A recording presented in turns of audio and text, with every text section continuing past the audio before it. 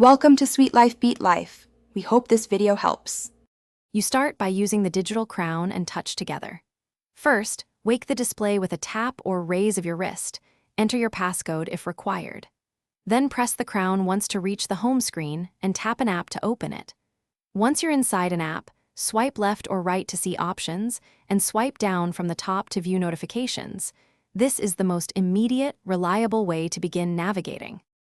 Once done with the home screen, you rely on the digital crown for precision scrolling.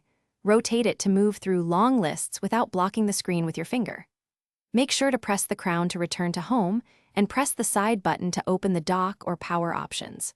When an element supports more actions, long press to reveal context menus. Use touch and haptics together so you feel confirmations. This combination keeps navigation fast and accurate. To finish, close an app with a quick swipe up or press the crown to return to the watch face. Then swipe up from the face to open Control Center for Wi-Fi, Do Not Disturb, and battery info. If things go wrong, restart the watch first, hold the side button, then slide power off and turn back on. If it's unresponsive, force restart by holding both the side button and crown until the Apple logo appears. This fixes most freezes without data loss. Thanks for watching. Consider subscribing if we helped you.